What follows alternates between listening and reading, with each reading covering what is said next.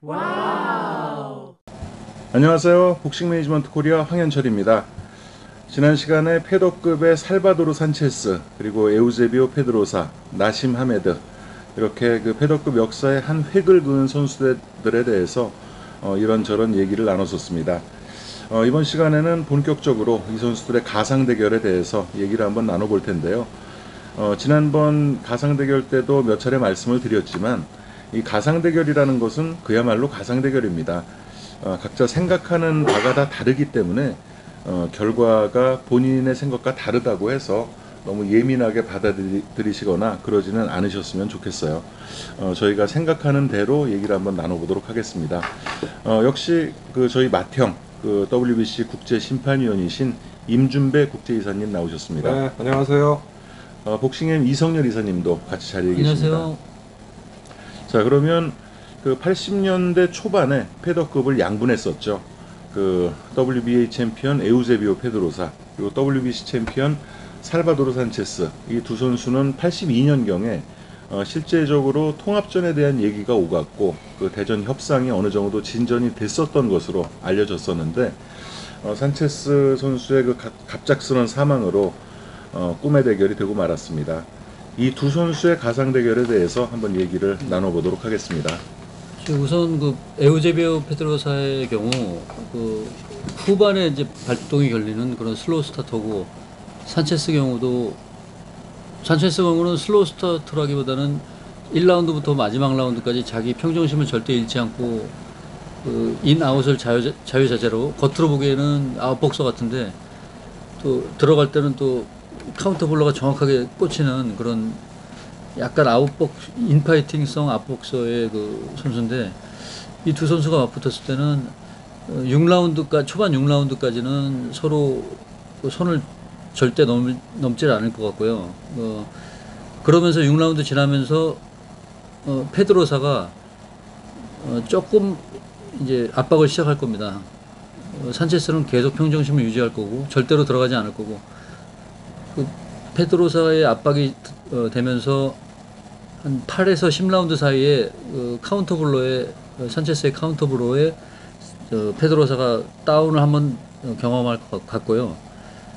그 이후에 다시 또 페드로사 선수의 평정심을 찾으면서 서로 들어가지 않고 서로 아웃으로 도는 그 아웃복싱을 하면서 마지막 공을 들을 수 있을 것 같고, 그 결과는 산체스의 그 다운 하나 가지고 그 판정이 갈리는 산체스의 판정승으로 그렇게 예상이 되겠습니다.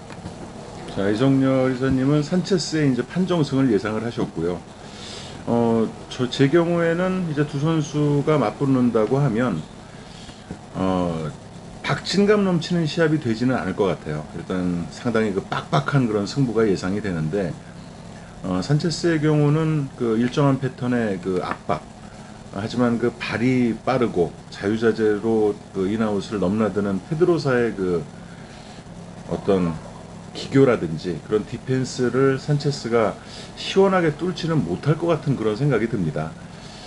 그래서 포인트상으로 페드로사가 아무래도 좀 우위를 점하지 않을까 싶고, 12라운드로 가던 15라운드로 펼쳐지던 이 경기에서의 어떤 스파크는 그 여러 장면이 연출되지는 않을 것 같다는 생각이 들어요.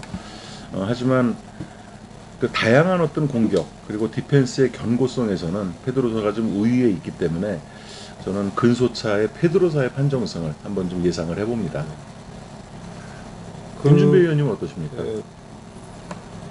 이게 지금 우리가 녹음 잘못해서 다시 하는 건데요. 이게 막 아까 얘기한 거하고 또 뭐 좀 틀리게 얘기가 나오네요. 아무튼 뭐 이게 뭐 사실 뭐 어떤 데이터를 갖고 분석을 하는 게 아니고 그냥 즉흥적으로 이제 그 양 선수의 느낌을 자기가 비교하면서 자기의 생각을 상상해 보는 거니까. 그래서 아무튼 첫 번째 녹음이 뭐 잘못돼가 다시 하는데 이 결과가 틀리게 나오네. 결과는 같지 않나요? 아까는 페드로사가 아까도 산체스 얘기했어요. 그래서 그때는 의견이 갈렸어요. 그때는 점수 차가 한 3, 4점이 났었고요. 이번에는 2점밖에 안 나네요. 아까는 처음에 페드로사 산체스 아니었나? 맞아요. 위원님이랑 제가 페드로사고 이성일 의원님이 산체스였고 결과는 똑같습니다. 그랬나요? 아무튼 저는 뭐 일단 두 선수 다 장신의 어떤 테크니션이고 오소독스 스타일이고 물론 페드로자가 키는 좀 크지만 둘 다 물론 이제 한 방은 서로 없는 선수고 이 경기는 어떤 아주 팽팽한 서로의 페이스를 찾으려는 그런 어떤 범정까지는 아니지만 그렇게 뭐 익사이팅한 장면은 보여줄 것 같지는 않은데 상대적으로 보면 산체스가 페드로자에 비해서 견고한 맛은 있지만 좀 뭐랄까 딱딱하다고 그래야 되나? 그래서 페드로자는 상당히 큰 키임에도 불구하고 움직임이 굉장히 중남미 특유의 어떤 리듬을 갖고 움직이기 때문에 일단은 경기 초반부터 서로 상당히 팽팽하게 갈 것 같은데 지금까지의 산체스의 시합을 보면은 로베르토 카스타논 또는 뭐 루벤 카스티오 또 누가 있나 아주마 넬슨도 그랬고 어떤 단신의 고메스도 마찬가지고 단신의 파이터에게는 눈이 좋고 카운터가 예리하기 때문에 좀 쉽게 경기를 풀어나가는 반면에 데니 로페즈를 제외한 나머지 어떤 상대를 했던 장신 선수들 패트릭 포드나 팻 코우델 같은 선수에게는 뭐 어떻게 중간거리에서 뭐 이러지도 못하고 저러지도 못하고 그냥 은근히 경기를 끌어가는 느낌 뭐 그런 느낌을 좀 받은 적이 많았습니다. 그래서 이 시합은 아주 뚜렷한 점수차는 안 나겠지만 페드로자는 아까도 언급한 바와 같이 상당히 어떤 시합에 능란한 어떤 선수이기 때문에 찬스 때마다 점수에 이어지는 그런 잽이라든지 스트레이트를 계속 좀 파상적으로 산체스에게 공격을 할 것 같고 산체스는 제 생각에는 자기 페이스를 못 잡을 것 같아요. 그래서 사실 데니 로페즈도 장신이었지만 들어오는 선수였기 때문에 산체스가 좀 쉽게 요리를 했지만 아웃복싱 쪽으로 도는 선수에게는 그렇게 강한 면을 못 보여줬기 때문에 뭐 한 3, 4점 차 정도로 페드로자가 12라운드가 되든 15라운드가 되든 이길 것 같습니다. 아 그렇군요. 그럼 뭐 말씀하신 김에 에우세비오 페드로사와 나심 하메드의 대결도 먼저 얘기를 좀 해주시죠. 이 시합은 뭐 예상이라고 그냥 상상인데요. 그냥 결론으로 말씀드리면 하메드가 중반 이후에 KO승 할 것 같아요. 제 생각은. 그래서 페드로자는 물론 이제 하메드의 어떤 공격력을 알기 때문에 처음부터 이제 거리를 안 주려고 할 것 같습니다. 하지만 이 하메드가 그동안에 페드로자가 유리했던 우리나라의 김사왕 선수 또 일본의 뭐 로요알 고바야시 또 단신의 스파이터 네모도 이런 선수의 어떤 인파이팅은 아주 자유자재로 공략을 했지만 미국 링에서의 로키 록브리지나 버나드 테일러 뭐 이런 앞에 얘기한 선수보다 더 공격력이 있고 더 주먹이 있는 선수들한테는 상당히 고전을 했던 그런 경기들도 있었기 때문에 그리고 이제 페드로자가 거리를 안 주면 하메드는 또 굉장히 영리하고 복싱 센스가 뛰어난 선수이기 때문에 그냥 우직하게 밀고 들어올 것 같지는 않고 자기가 오히려 바깥으로 돌고 뭐 이상한 춤도 춰보고 또 붙었을 때는 뭐 몸싸움도 아주 심하게 하면서 페드로자를 긁을 것 같아요. 그래서 자극을 해가지고 페드로자의 어떤 평정심을 좀 잃게 하고 경기를 이끌어 나가다가 페드로자가 물론 말년까지 해가지고 굉장히 업적을 쌓지만 데뷔 초에 보여줬던 어떤 턱의 약함 이런 것 때문에 하메드의 무지막지한 원펀치가 한 번 터지면 그대로 그냥 경기가 끝날 것 같습니다. 그래서 뭐 어떻게 보면은 그냥 상상인데요. 이거는 하메드의 중반 KO승? 뭐 저는 그렇게 예상하겠네요. 예. 페드로사가 여태껏 김상훈 선수라든가 뭐 다른 여타 선수들의 정직한 인파이터들에게는 굉장한 자신감을 가지고 요리를 했던 그런 방어전들이 많은데 이 미래에서 온 이 나심 하메드의 주먹을 결코 어느 5라운드 이전에 한 번은 걸릴 것 같습니다. 근데 그 한 번의 걸림이 너무도 큰 충격이기 때문에 주심이 한 TKO로 이제 판명이 될 것 같고 그러니까 아래에서 위로 긁어 올리는 나심 하메드의 두 발자국 뒤에서 아래에서 위로 올리는 주먹의 순간 펀치에 알고도 당할 수밖에 없는 페드로사의 턱에 적중되며 4라운드에 나심 하메드가 TKO로 승리가 될 것 같습니다. 그 라운드까지 나오네. 자, 지금 두 분 모두 그 하메드의 KO 승을 예상을 하셨는데, 저도 그래요. 그러니까 이게 저희가 뭐 녹음하기 전에는 이런 얘기를 서로 안 하잖아요. 녹음 때 이제 서로 의견 교환을 하게 되는데, 정확하게 이렇게 일치되는 경우는 많지 않은 것 같습니다. 근데 제가 생각을 해도, 페드로사의 어떤 그 반경에 하메드가 가만히 있을 것 같지가 않고, 그리고 페드로사가 사실 그 상대 선수를 바보로 만들면서 계속적으로 움직이면서 연타 세례를 퍼붓는 장면은 예술이거든요.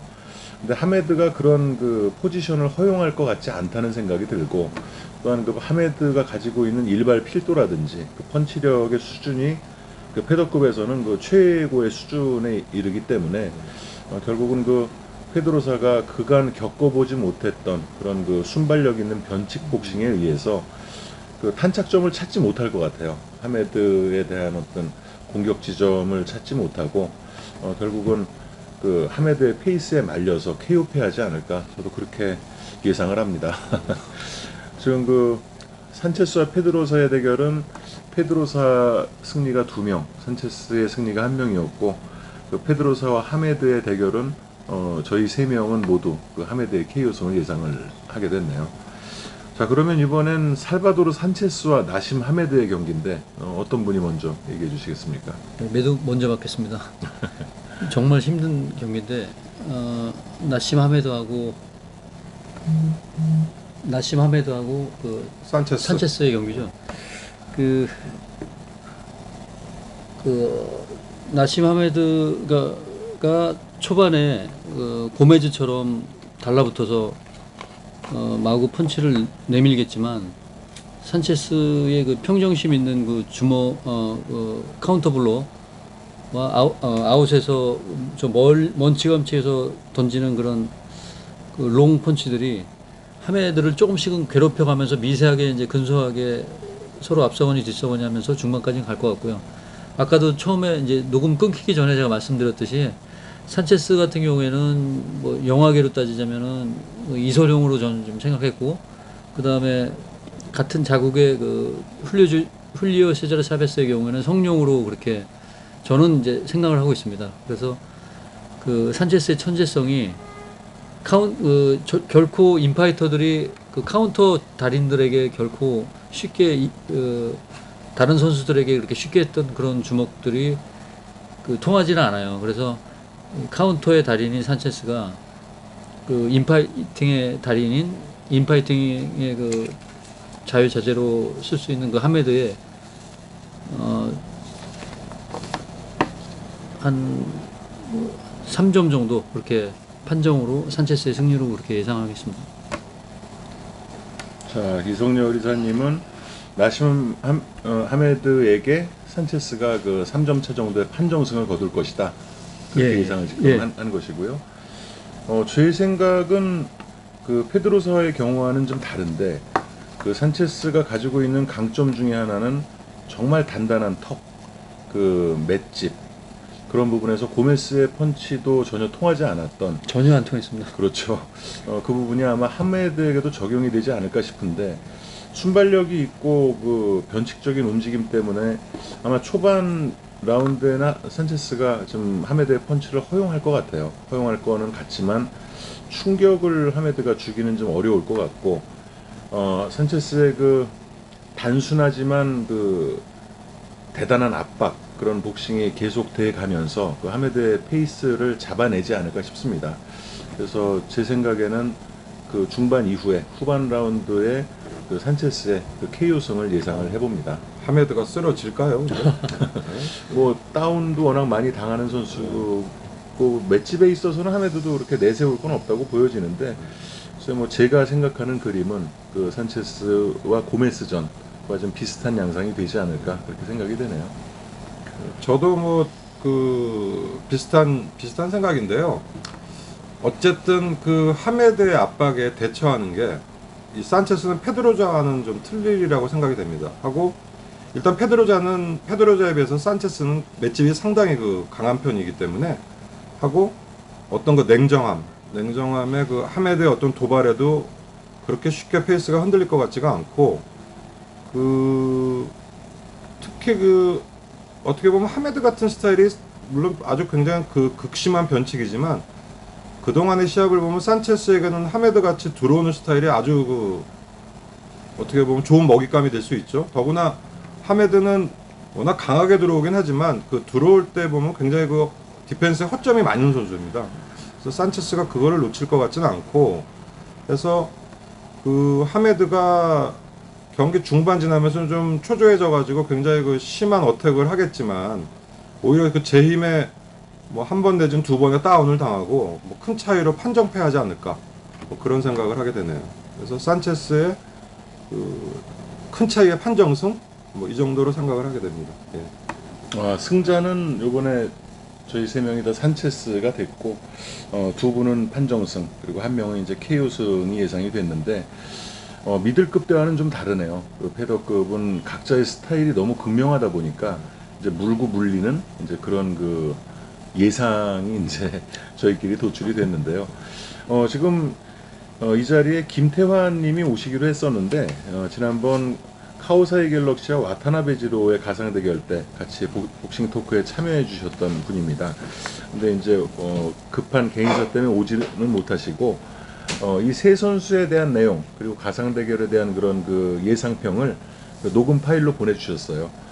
김태환 님의 의견을 한번 들어보겠습니다. 안녕하세요. 지난번에 복싱 토크에 함께 참여해서 이야기 나눈 적이 있었던 김태환입니다. 오늘은 제가 직접 토크에 참여하지는 못하고요. 녹음 방송으로 인사를 드릴 건데요. 오늘 주제는 패더급이죠. 패더급 하면은 국내에서는 그 아래 체급인 주니어 패더급, 슈퍼 벤턴급이죠. 또 위에 체급인 주니어 라이트급, 슈퍼 패더급이죠. 그 체급들에 비해서 조금 활약이 그렇게 강하지는 않았던, 임팩트가 없었던 체급이라고 생각을 합니다. 챔피언도 좀 굉장히 늦게 배출했죠. 그 박영균 선수가 거의 최초로 볼 수 있는데, 물론 이제 IBF까지 치면은 이제 오민근 선수를 최초로 볼 수 있긴 하지만 메이저 기구 중심으로 본다면 박영균 선수가 90년대 넘어가서 챔피언이 됐기 때문에 굉장히 늦게 챔피언을 배출했다고 생각을 하고요.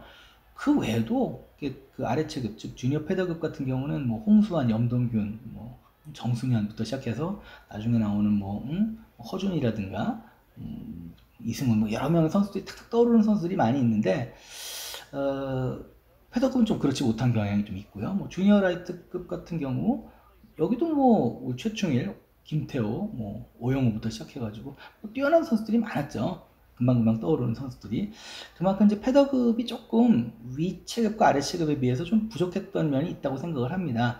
물론 뭐 패더급에 무슨 문제가 있었던 것 같지는 않고요.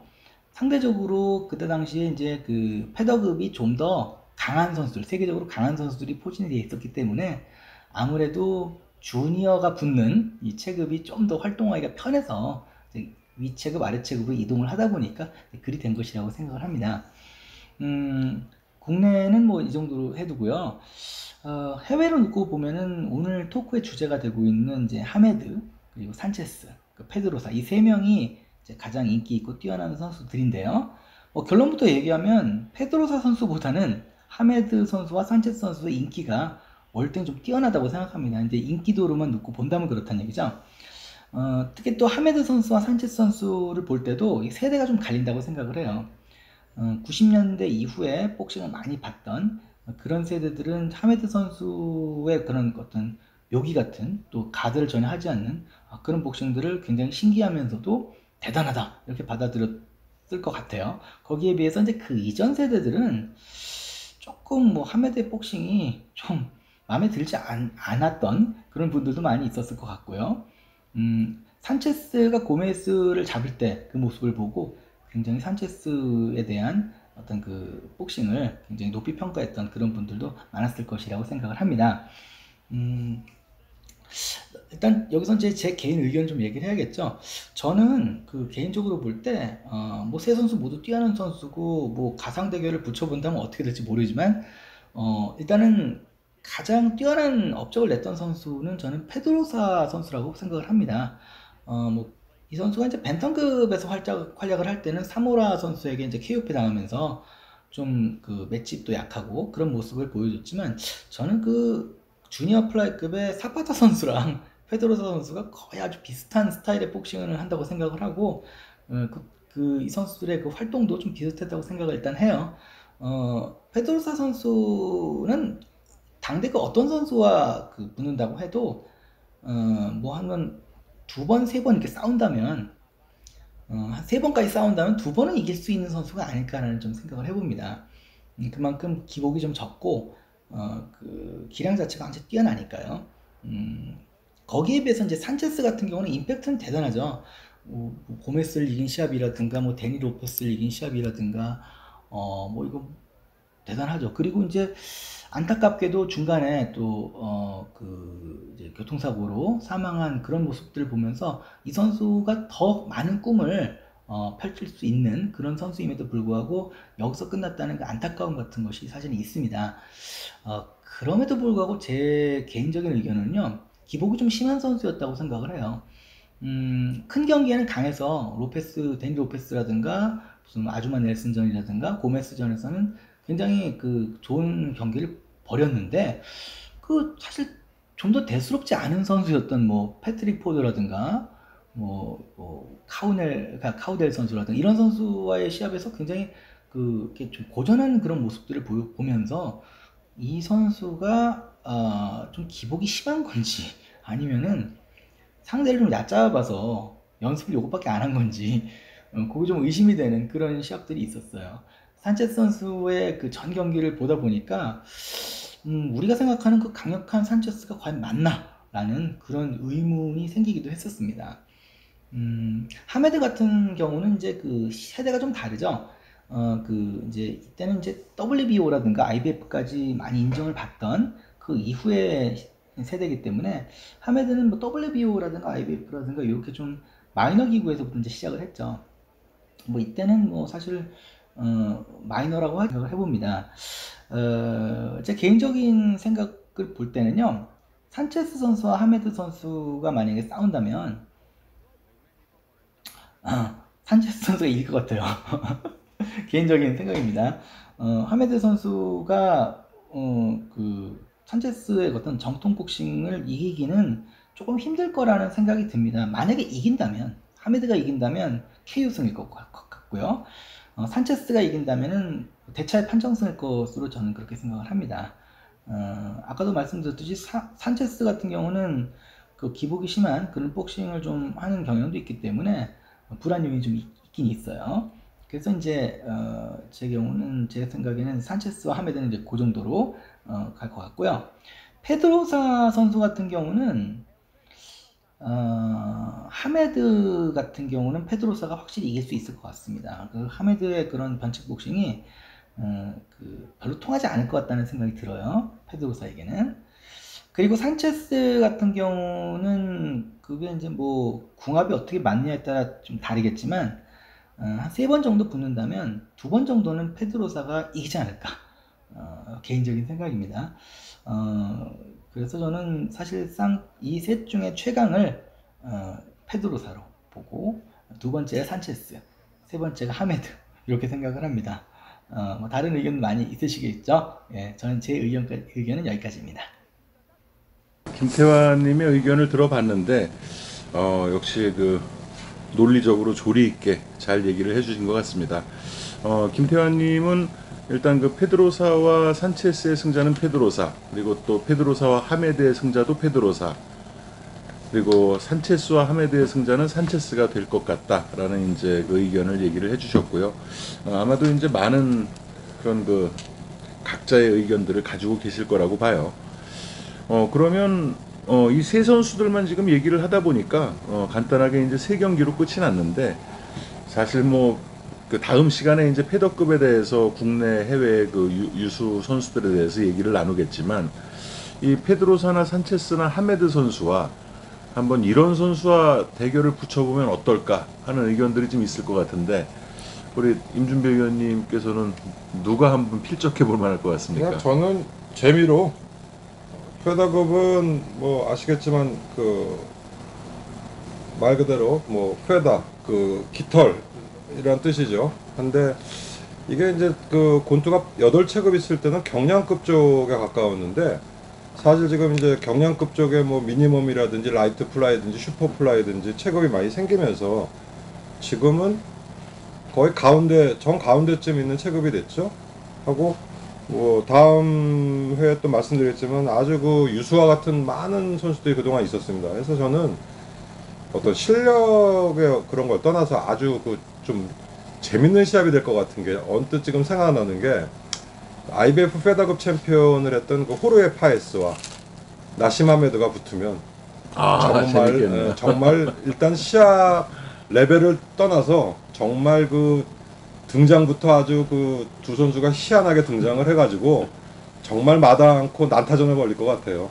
그래서 그 파에스는 여러분도 또 아시는 분은 아시겠지만 멕시코 출신이고 뭐 하메드와 거의 비슷한 체격 조건일 거예요. 아마 160이 더 작을 겁니다. 160 한, 그러니까 하메드보다 뭐 1, 2cm 작을까? 하지만 역시 그 페더러는 단신이다 보니까 뭐 두터운 가슴과 역시 그 굵은 팔뚝 그리고 케어 펀치도 있고 또 그 서커스 그 가족이 서커스단 출신이니까 항상 뭐 시합 끝나면 뭐 텀블링 하고 머리 이상하게 깎고 트렁크 이상한 거 입고 그러니까 일단 하메드와 그 파이스가 뭐 그 미국 링이든지 아니면 런던에서 마주치면 두 선수가 일단 딱 마주치는 순간부터 굉장히 그 흥미로워질 것 같고 시합은 아마 제가 볼 때는 1라운드부터 서로 마다하지 않고 치고받을 것 같아요. 치고받고 일찍 끝날 것 같은데요. 굉장히 그 뭐 길든 짧든 굉장히 익사이팅한 승부가 될 것이고 제 생각에는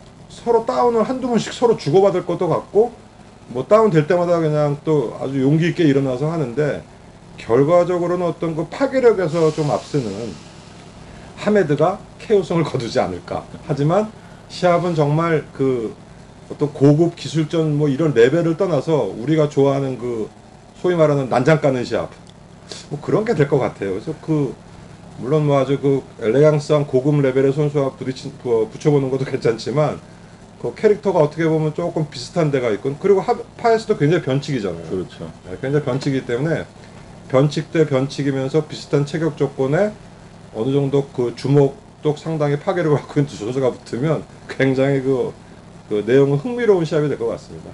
뭐 선수 입장부터 선수들의 복장 또 경기 내용까지 경기 결과를 떠나서 정말 재밌는 시합이 되지 않을까 아마 시합 싶네요. 전에 눈싸움하다 싸움 붙을지도 몰라요, 둘이. 항상 뭐 개체량 때 일단 네. 싸움은 나겠네요.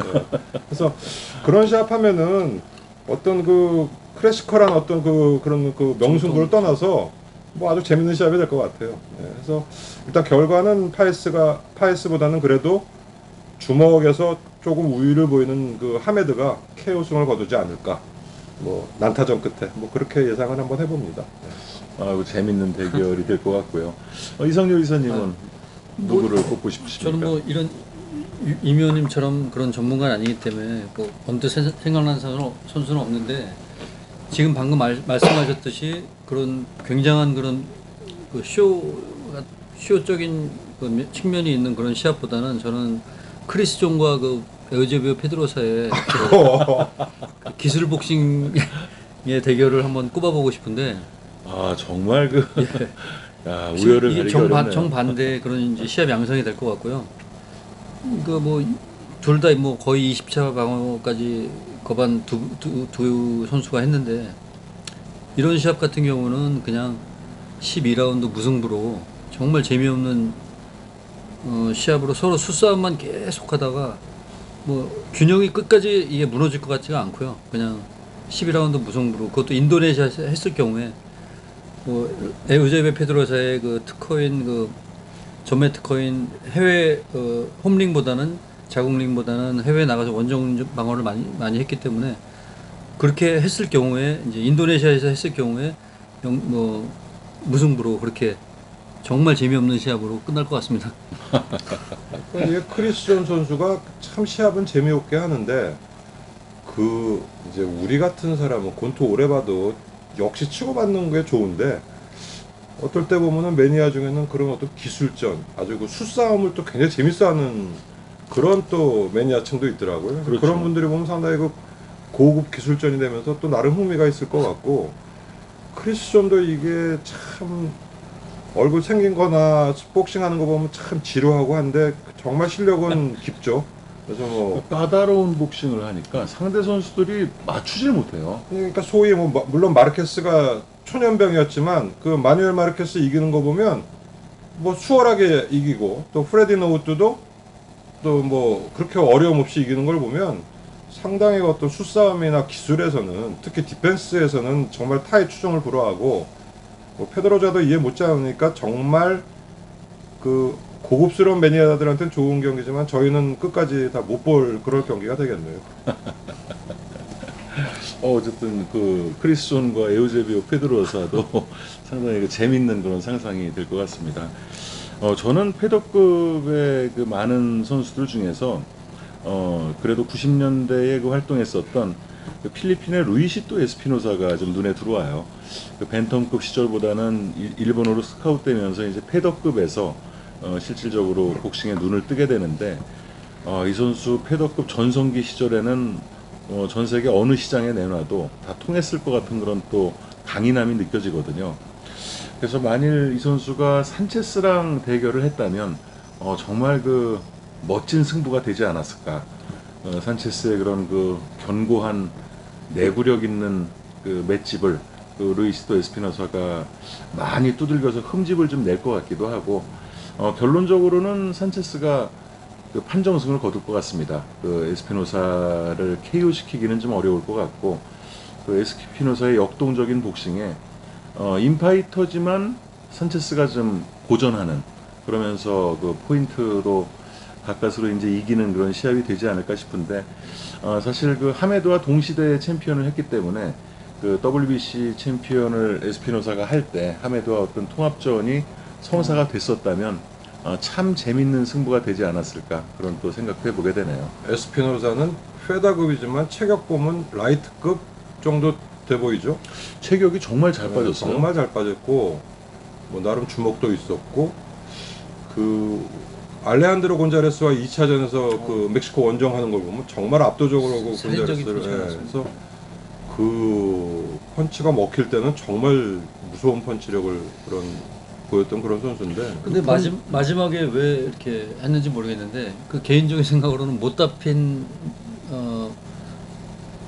파키아오가 저 필리핀 선수이기 때문에 못 잡힌 파키아오 그 정도 될지 모르겠네요. 뭐 개인적인 그런 사정도 있었겠지만 사실 케네디 맥킨리를 미국에서 이제 KO 시키고 할 때까지만 해도 와 정말 그 장수 챔피언으로 오래 갈 수 있겠다고 생각을 했었는데 세자르 소토에게 타이틀을 뺏겼거든요. 하지만 그 판정 자체는 조금 좀 의문이 있는 판정이긴 했어요.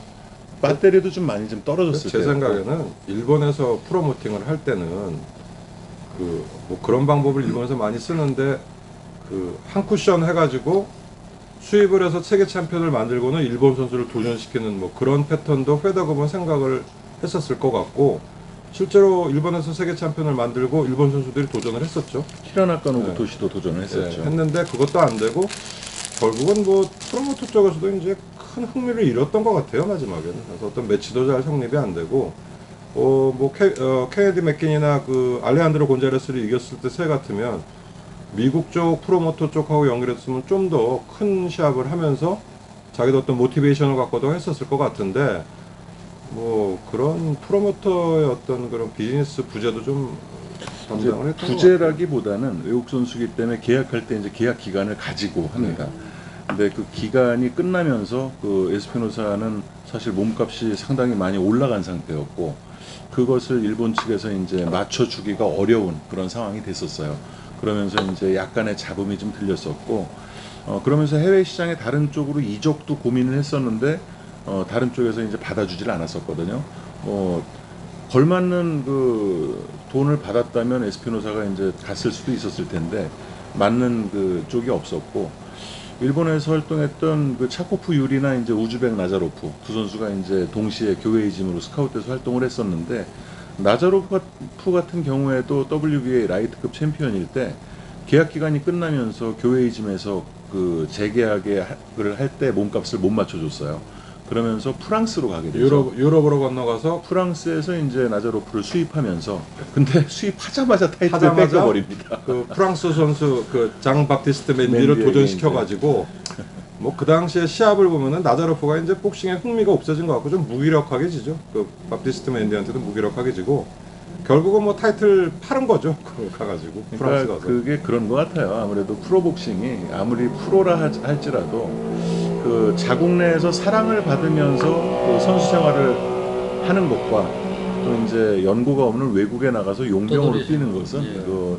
정말 그 동기부여 측면에서 차이가 좀 있다고 보여집니다. 근데 만일 그 루이스토 에스피노자가 거기서 좀 잘 풀려가지고 그 한참 전성기 때 그 좋은 그 주변의 지원을 받았을 경우에 그 페케아오 한 중간 라이트급 정도까지는 가지 않았을까요?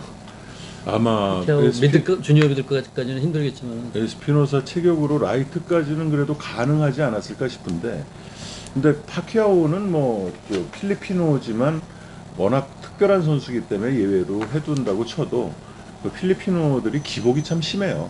그 에스피노사 경우도 기복을 좀 많이 줄인 케이스긴 한데 정말 무서울 때와 그 예. 경기가 풀리지 않을 때 그 차이가 너무 극명하게 나타나는 선수들이어서 모르겠습니다만 에스피노사 경우는 그 전성기 시절을 보자면 라이트급까지도 좀 통하지 않았을까 싶은 생각이 듭니다. 뭐 지금 황 대표님 말씀하신 대로 필리핀 선수들이 정신력이 강한 것 같으면서도 그 더운 나라 사람들이라 금방 또 흥미를 잃어버려가지고 그 롤란도 파스코아나 프랭크 세데뇨가 세계 챔피언을 업셋을 할 때는 정말 무시막지했는데 그 다음에 바로 타이틀 뺏기는 시합 보면 또 정말 무기력하게 뺏기고 하는 걸 보면 그네들이 이렇게 뭐 어떤 좀 꾸준함 같은 게 좀 필리핀 그 국민성 민족성인 것 같습니다. 좀 떨어지지 않을까 해서 그런 걸로 보면은 뭐 파키아오나 지금 현재는 좀 쉬고 뭐 활동을 거의 안 하지만 그 필리핀 3체급 제패한 그 도니 니에테스 같은 선수는 굉장히 나름대로 필리핀 선수놓고는 그 오랜 기간을 그 그렇죠. 정상 자리에 차지했던 뭐 그런 선수들이죠. 예. 도네어도 그렇고요. 아, 도네어도 어쨌든 뭐 필리핀에 좋은 선수들이 정말 많이 나왔어요. 야, 그 작년에 제가 그 이노우에 도네어 시합 심판 보러 가서 그 보니까 도네어는 지금도 그 시합도 뭐 이노우에도 좀 위험한 장면이 있었지만 도네어가 중간에 못 버틸 것 같았는데 야 그걸 끌고 가면서 결국은 나중에는 뭐 엎으려고까지 하는 거 보면 그 도네어가 상당히 그 정신력이나 그 복싱 센스가 대단한 선수더라고요. 그 경기는 정말 대단한 경기였어요. 작년에 뭐 올해 베스트 파이터로 꼽힐 만한 그런 시합이었죠. 그 시합 물론 저는 그 시합은 아니고 그 언더카드 이노우의 동생 시합 부심을 받지만 야 그거 링 앞에서 진짜 뭐 남은 돈 주고 보는데 그거 거저 보는 것도 야 이래서 이거 심판할 재미가 있는구나 하는 거 그 느꼈어요 그때 그 가가지고. 그래서 그 시합은 정말 재미있었어요. 정말 그 전 세계의 어떤 이목이 집중된 그런 시합이었고 그와는 또 내용이 펼쳐졌던 것 같습니다. 뭐 이노우에 같은 선수 때문에 지금 일본 복싱은 뭐 내부적으로는 뭐 문제가 뭐 일본 복싱도 없는 건 아니지만 뭐 상당히 지금 그 격상이 됐고 그 7, 80년대만 해도 링 잡지 같은 경우에 동양인들은 거의 취급을 안 했어요. 인정도 안 해주고. 하지만 그간의 링 잡지를 보면 그 일본 소식은 뭐 굉장히 많이 나오고 있고 일본 선수의 그 세계적인 위상은 상당히 올라가서 뭐 어떻게 보면 좀 시기심도 나고 부럽기도 하고 하는데 사실 우리 한참 복싱 볼 때는 일본은 거의 우리 밥이었거든요. 근데 그런 거에 비하면 참 빨리 우리나라 복싱도 좀 이 침체기에서 탈피를 해야 되는데 하는 생각은 들곤 합니다.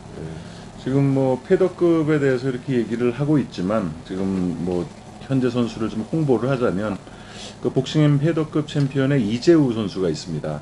그 작년 11월에 일본에서 그 더 파이팅이라는 만화가 연재된 지 30년째가 됐는데 일보죠. 그렇죠. 국내에서는 일보로 이제 알려져 있고 그 더 파이팅의 작가가 실제로 일본에서 그 복싱 체육관을 운영을 합니다.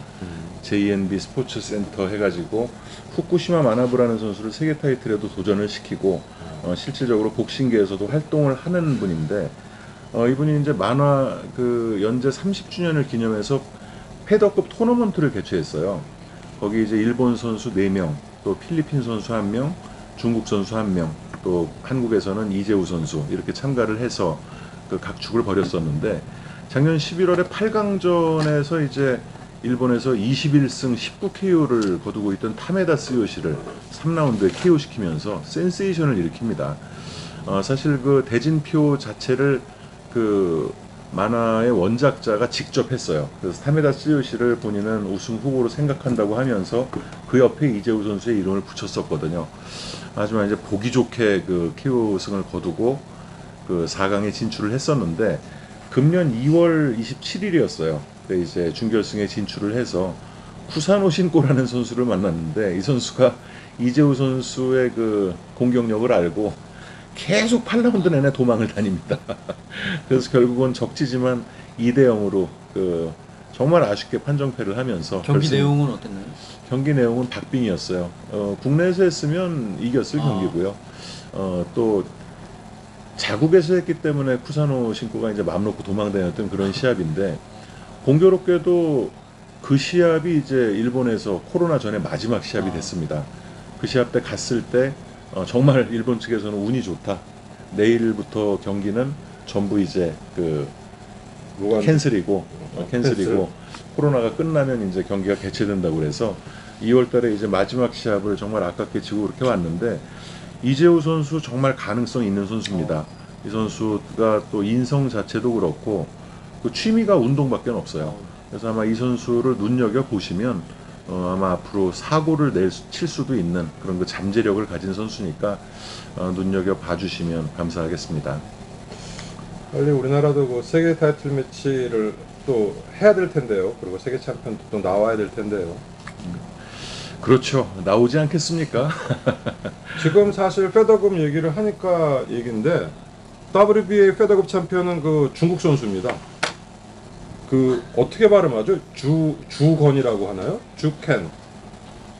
모르겠네요. 주강이라고 하는 것 같기도. 주강. 아까 뭐 중국 선수인데 이 선수가 10몇 승에 2KO밖에 없는데 정말 주먹이 1라운드당 한 300발은 나가는 것 같아요. 정말 위력 없는. 그래서 미국에서 세계 챔피언이 돼서 현재 2차 방어까지인가 성공을 했는데 뭐 이런 선수가 지금 세계 챔피언 정도 되고 사실 지금 페다급이 세계적으로 그렇게 세지가 않아요. 그래서 그 IBF 챔피언도 조시 월링턴이 뭐 그냥 테크니션이고 그저 그런 선수고 WBO 챔피언이었던 그 오스카 발데스가 상당히 좀 강력했는데 현재 슈퍼 페더로 체급을 올렸고 그러고 그 사키어 스티븐슨이란 그 아마추어 출신의 그 미국 선수가 또 세계 챔피언으로 있는데 뭐 그렇게 별로 뭐 시합 자체가 뭐 테크니션이긴 한데 감명 깊지가 않아서 현재 페더급은 그렇게 그 센 레벨이 아니라고 보거든요. 그래서 우리나라도 좀 찬스가 있으면 그 이재우 선수 같은 경우에 무슨 찬스가 있으면 전혀 뭐 난공불락은 아닌 것 같은 그런 생각도 드네요.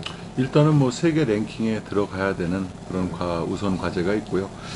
패더급 얘기는 본격적으로 다음 그 주에 또 나눠보도록 하겠습니다. 오늘 가상 대결은 여기서 마치고요. 여러분도 재미있는 시간이 되셨기를 바랍니다. 그러면 다음 시간에 또 그 패더급에 대해서 얘기를 나누는 순서로 찾아뵙도록 하겠습니다. 감사합니다. 감사합니다. 네, 감사합니다.